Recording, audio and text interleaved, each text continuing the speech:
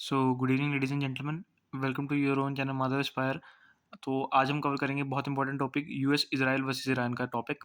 ये टॉपिक बहुत इंपॉर्टेंट है आजकल के हिसाब से, क्योंकि जो जियोपॉलिटिक्स में बहुत सारे चेंजेस आ रहे हैं। तो उसी में यही टॉपिक है आज का, जब हमारी वॉर चल रही है यूएस इज़राइल और ईरान के बीच में। तो बिल्कुल हिस्ट्री से स्टार्ट करेंगे इसकी और आज प्रेजेंट तक बात करेंगे। ठीक है, तो इसकी शुरुआत होती है द डीआरसी कंसेशन से। ये जो डीआरसी कंसेशन है, ये जो डीआरसी है, ये एक ब्रिटेन के बिजनेसमैन थे जिन्होंने सोचा कि वो एक डील करेंगे ईरान के साथ। डील करेंगे ईरान के साथ अराउंड 1900 के टाइम के अराउंड।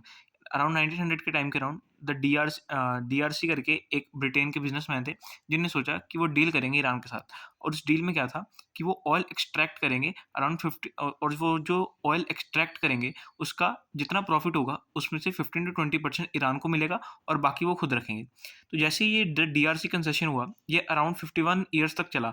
1900 से लेकर 1951 तक ये जो डील थी, डीआरसी जो कि ब्रिटेन के बिजनेसमैन थे और ईरान के बीच में चली। उसके बाद 1951 में मोहम्मद मोज़द्देक, जो कि ईरान के नए पीएम बने, उन्होंने सोचा कि वो इस डील को कैंसिल करेंगे, कि जब अगर ये डील कैंसिल होगी तभी ईरान को कुछ आगे हो सकता है, उनका कुछ फ्यूचर हो सकता है, वरना सारा का सारा पैसा ये ब्रिटेन का बिजनेसमैन जो डीआरसी है वही ले जाएगा। क्योंकि जितना प्रॉफिट डीआरसी को मिल रहा था, उस प्रॉफिट से उसने ब्रिटेन की अपनी खुद की एक पेट्रोलियम कंपनी खोल रही थी जिसका नाम था द ब्रिटिश पेट्रोलियम कंपनी। ठीक है, ये यूके की खुद की कंपनी बन गई थी, यूनाइटेड किंगडम की खुद की कंपनी बन गई थी, जो कि उसने सिर्फ प्रॉफिट से, जो डीआरसी ने जितना प्रॉफिट हुआ था ईरान का ऑयल एक्सट्रैक्ट करने से, उसी से बना ली थी। लेकिन लेकिन जैसे ही मोहम्मद मोज़द्देक आए, उन्होंने इस ट्रीटी को कैंसिल किया, उन्होंने ये जो डील थी इसको कैंसिल किया, इसको रद्द कर दिया, और उसके बाद यूके की इकोनॉमी गिरने लगी। और जैसे ही यूके की इकोनॉमी गिरने लगी, उसके बाद यूके ने कॉन्टैक्ट किया यूएसए से। अब यूके और यूएसए ने मिलके सोचा कि ये अपनी सीक्रेट एजेंसीज़ को काम पे लगाएँगे, और इन्होंने एक ऐसा ऑपरेशन किया जिसमें इन्होंने मोहम्मद मोज़द्देक की बहुत ज़्यादा पॉपुलैरिटी को कम कर दिया। मतलब मोहम्मद मोज़द्देक के खिलाफ फेक एलिगेशंस लगाए कि इन्होंने बहुत ज़्यादा करप्शन की है, और इसी चीज़ों के कारण मोहम्मद मोज़द्देक को पीएम से हटा दिया गया। और जो नए पीएम बने, जिनका नाम था मोहम्मद रेज़ा पहलवी, जिनको शॉर्ट फॉर्म में शाह भी बोला जाता था। ईरान के लोगों को, जो कि वहाँ के सुप्रीम लीडर होते हैं, उनको शाह भी बोला जाता है। ठीक है? तो जो मोहम्मद रेज़ा पहलवी थे, इनको जो मेन सुप्रीम लीडर बनाने का जितना भी काम था, वो सिर्फ़ 2 कंट्रीज़ ने किया था, वो यूके और यूएसए ने किया था। क्योंकि उन्होंने पहले के जो हमारे सुप्रीम लीडर थे मोहम्मद मोज़द्देक, उनको हटाकर पहलवी जी को लाए थे, जो कि जिनका पूरा नाम मोहम्मद रेज़ा पहलवी, और शॉर्ट फॉर्म में जिनको शाह भी बोलते हैं। ठीक है? तो ये बने ईरान के नए सुप्रीम लीडर। तो ये नए नए सुप्रीम लीडर तो बन गए, लेकिन इनकी जितनी भी नीतियाँ थी, इनके जितने भी डिसीजंस थे, वो यूके और यूएसए के द्वारा ही लिए जाते थे। और इन्हीं के टाइम पर वेस्टर्न कल्चर का आज़ाद हुआ ईरान में। वेस्टर्न कल्चर ईरान में आना शुरू हुआ, जिसमें उन्होंने वुमेन्स को वोटिंग राइट दिया। यही टाइम था जब मोहम्मद रेज़ा पहलवी ने वुमेन्स को वोटिंग राइट दिया, इसके साथ-साथ उनको फ्रीडम दी। ठीक है? लेकिन ईरान में कुछ ऐसे कट्टर मुस्लिम्स थे जिन्होंने प्रोटेस्ट किया, और इस प्रोटेस्ट के बीच में ही मोहम्मद रेज़ा पहलवी को नीचे उतार दिया गया अपनी सीट से। वो सुप्रीम लीडर की जगह से हट गए, और इस टाइम अब आ गया इस्लामिक रेवोल्यूशन। इस्लामिक रेवोल्यूशन आया 1979 में, जिसमें जो हमारे मोहम्मद रेज़ा पहलवी थे, उनको सुप्रीम लीडर की कुर्सी से हटा दिया गया, और खोमेनी।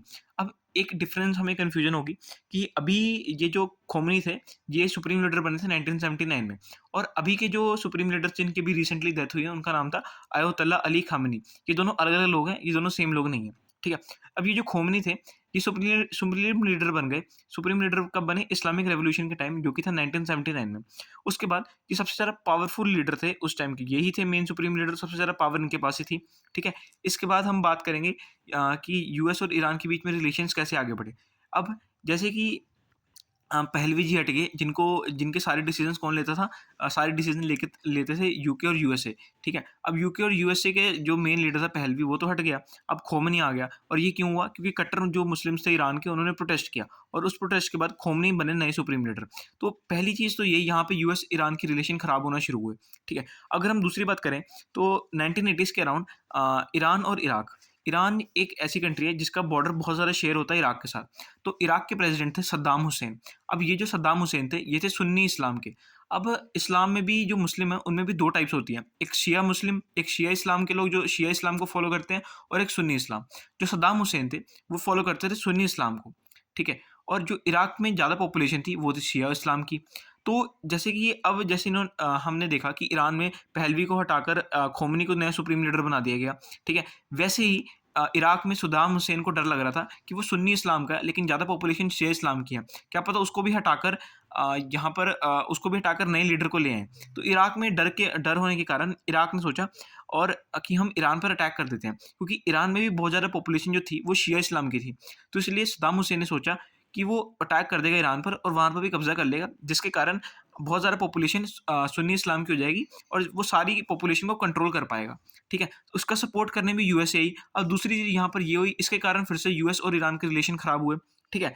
फिर इसके बाद अगर हम बात करें 2002 में, तो 2002 में ईरान के जो अपोजिशन के लीडर्स थे, उन्होंने बोला कि ईरान जो है वो न्यूक्लियर वेपन्स के ऊपर काम कर रहा है और बहुत ज़्यादा यूरेनियम का यूज़ कर रहा है। और इसी के बीच IAEA, ये एक एजेंसी है जिसको हम बोलते हैं इंटरनेशनल एटॉमिक एनर्जी एजेंसी। ठीक है? इन्होंने वहाँ पर चेकिंग की ईरान में 2002 के टाइम, और वहाँ पर इनको पता चला कि बहुत ज़्यादा यूरेनियम पर काम चल रहा है, मतलब न्यूक्लियर वेपन्स पर काम चल रहा है।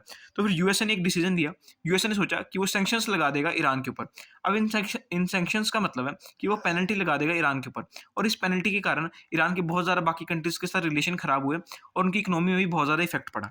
अगर हम आगे बात करें, तो आगे यूएस और ईरान के बीच में फिर से बात शुरू हुई 2015 में, और 2015 में एक डील साइन हुई यूएसए और ईरान के बीच।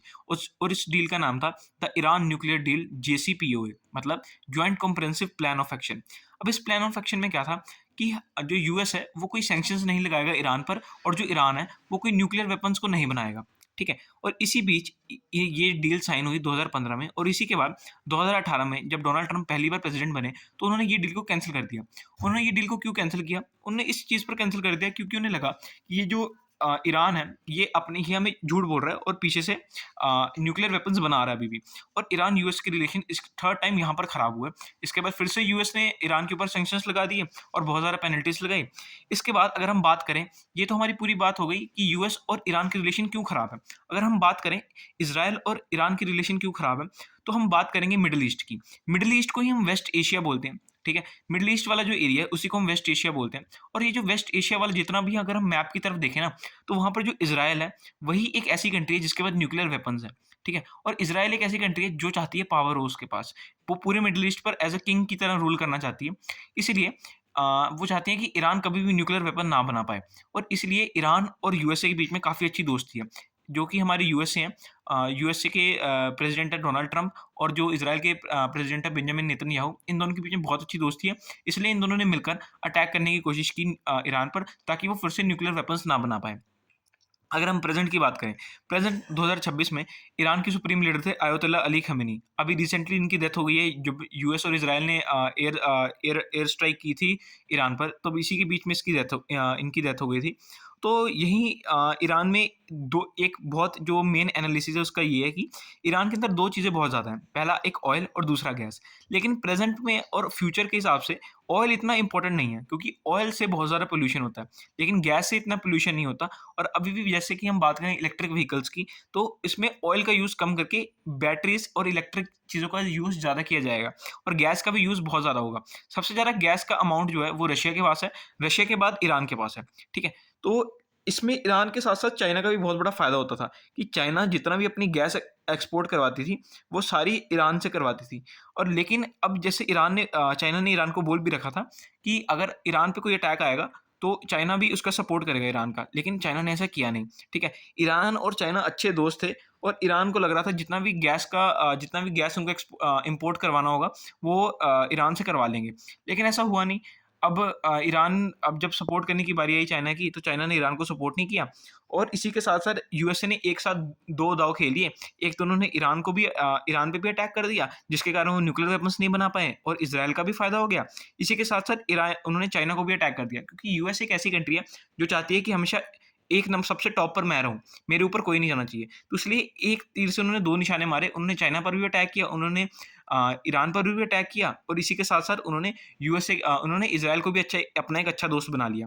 अब चाइना के पास अब जैसे गैस नहीं जाएगी, तो वो अपने नए प्रोडक्ट्स नहीं बना पाएँगे। ठीक है? तो इसी के साथ इसका मतलब था उन्होंने 2 जगह पर अटैक किया, ईरान और चाइना पर। इसी के साथ-साथ अगर हम आगे बात करें, तो हम आगे मेनली बात करेंगे कि कैसे अभी ये जो रिसेंटली अटैक हुआ है, इसमें क्या मेन बातें थी। अभी जो रिसेंट अटैक हुआ है इसमें यूएस और इज़राइल ने लॉन्च कर दिए थे अपने स्ट्राइक्स ईरान पर। और ईरान में जो इनका पावर चार्ट है ना, वो कुछ इस प्रकार है कि जो ईरान में है, ईरान का मेन पावर है, सुप्रीम लीडर है वहाँ की, सारी पावर उनके पास होती है। उसके बाद सेकंड नंबर पर प्रेसिडेंट होते हैं और थर्ड नंबर पर वाइस प्रेसिडेंट होते हैं। अगर हम ईरान की बात करें तो ये एक थियोक्रेटिकल रिपब्लिक कंट्री है। अब थियोक्रेटिक रिपब्लिक कंट्री का क्या मतलब है? इसका मतलब ये है कि एक ऐसी कंट्री जो कि बहुत ज़्यादा डिक्टेटरशिप और डेमोक्रेटिक है, मतलब डिक्टेटरशिप भी यूज़ करती है और डेमोक्रेसी को भी यूज़ करती है। जैसे फॉर एग्जांपल ईरान की बात करें, जो ईरान जो है वहाँ के लीडर थे अभी, जो जिनकी रिसेंटली डेथ हुई है, आयतुल्लाह अली खमीनी। अब ये जो थे ये डिक्टेटर थे, जिनका जितना भी रूल था ये इनके पास था, लेकिन फिर भी वहाँ पर इलेक्शंस होते थे। ठीक है, वहाँ पर इलेक्शंस होते थे, फिर भी वही बनते थे। तो इसका मेन ये है कि थियोक्रेटिक कंट्री एक ऐसी कंट्री है जो कि डिक्टेटरशिप को भी फॉलो करती है और डेमोक्रेसी को भी फॉलो करती है। तो ये होती है एक टाइप की थियोक्रेटिकल रिपब्लिक कंट्री। अगर हम बात करें अभी रिसेंटली जो डेथ हुई है आयतुल्लाह अली खमीनी की, तो उसके बाद कौन नया लीडर उभर कर आ रहा है जो कि नया सुप्रीम लीडर बनेगा? तो वो है, Iran names Ali Reza Arafi to leadership council after Khamenei's killing. Ali Reza Arafi करके एक नए लीडर हैं जो कि नए सुप्रीम लीडर बनेंगे। अब जैसे इन्होंने अली खामिनी को मार दिया, ये जैसे अब इजराइल और यूएस के कन्फ्लिक्ट्स चल रहे हैं ईरान के साथ, ये अराउंड 1900 से लेके अभी 2025 तक चल रहे हैं। तो इतने टाइम से ये ईरान का कुछ नहीं बिगाड़ पाए यूएस और इजराइल, तो अभी भी वैसे कुछ बिगाड़ नहीं पाएंगे खास, क्योंकि जो ईरान है उन्होंने सिर्फ अपना आयतुल्लाह अली खमीनी को खोया है। ठीक है, इसके अलावा भी उनके पास पूरा एक सप्लाई चेन है, उनके पास पूरी चेन ऑफ लीडर्स हैं। अब जैसे एक गए हैं, अभी उनकी एक अली खमीनी की डेथ हुई है, तो अली रजी अरफी बिल्कुल तैयार थे कि जैसे उनके जाने के बाद एक नया लीडर तैयार है जो नया सुप्रीम लीडर बनेगा। ठीक है, अगर हम बात करें जो इसराइल ने अपने ऑपरेशन को क्या नाम दिया था, जो कि उन्होंने ईरान के अगेंस्ट किया है, तो उसको उन्होंने नाम दिया था रोरिंग लायन। और यूएस ने जो ऑपरेशन लॉन्च किया था उसको उन्होंने नाम दिया ऑपरेशन एपिक फ्यूरी। अगर हम ईरान की बात करें, जो उन्होंने रिटेलिएट किया यूएस और इजराइल के खिलाफ, उन्होंने अपने ऑपरेशन का नाम दिया ऑपरेशन फतेह खैबर। ठीक है, इसके अलावा बहुत सारी एयरलाइंस कैंसिल हो गई, अराउंड 350 फ्लाइट्स कैंसिल हो गई, सारी सर्विसेज बंद हो गई बहुत अराउंड 11 नेशंस में। ठीक है, तो अगर हम बात करें इसके अलावा एक और चीज़ सामने आई कि वेस्ट एशिया और वॉर, जैसे वेस्ट एशिया में बहुत सारा वॉर एस्केलेट हुई है, ऑयल के प्राइसेस में स्पाइक हुआ है और बहुत ज़्यादा एयरप्लेन्स, ये जो जितने भी एयरलाइंस थी उन सबको कैंसिल कर दिया गया। ऐसा क्यों किया गया? अगर इसी में हमने एक बात लिखी हुई है कि वेस्ट एशिया और मिडिल ईस्ट एक ही चीज़ है। अब हमें कंफ्यूज नहीं होना कि वेस्ट एशिया कोई अलग चीज़ तो नहीं है, वेस्ट एशिया और मिडिल ईस्ट दोनों को एक ही चीज़ बोलते हैं। ठीक है, अब इसी में एक न्यूज़ है कि 3 US fighter jets mistakenly shot down over Kuwait. अच्छा, अब ईरान ने एक न्यूज़ फैलाई कि उन्होंने अराउंड 3 यूएस फाइटर थे जो कि F-15 फाइटर जेट्स से, उनको मार गिराया, लेकिन ऐसा कुछ नहीं है। कुवैत के अंदर वो गलती से चले गए थे 3 यूएस फाइटर जेट्स, और कुवैत ने अपने डिफेंस में उनको मार दिया, और ईरान ने ये फेक खबर फैलाई कि उन्होंने इन 3 फाइटर जेट्स को मार गिराया। इसके अलावा हमें ना एक चीज़ पता होनी चाहिए कि यूएसए का एक बेस है अल दरफा बेस, जो कि यूएई में है। और अब ईरान ने क्या किया था, जैसे कि यूएस और इजराइल ने अपनी स्ट्राइक कर दी थी ईरान पर, तो ईरान ने अपने रिटेलिएट करने के चक्कर में इजराइल के ऊपर तो अटैक कर दिया, क्योंकि इजराइल तो मिडिल ईस्ट में पड़ता है, लेकिन जो यूएस है वो बहुत ज़्यादा दूर है ईरान से। अब बहुत ज़्यादा दूर होने के कारण ईरान ने एक टैक्टिक अपनाई, उन्होंने ये स्ट्रेटजी यूज़ की कि जितने भी एयर बेसिस हैं, जितने भी बेसिस हैं यूएसए के मिडिल ईस्ट में, उन पर अटैक किया। तो ये कौन से बेसिस हैं? एक बेस तो है कुवैत में, एक यूनाइटेड अरब एमिरेट्स में, एक बहरीन में और एक कतर में। ये एक 4 ऐसी जगह हैं जहाँ पर यूएसए के बेस है, और यूएसए अपनी निगरानी इन चारों बेसिस से रखता है बाकी कंट्रीज के ऊपर मिडिल ईस्ट में। तो ईरान ने यहीं पर अटैक किया।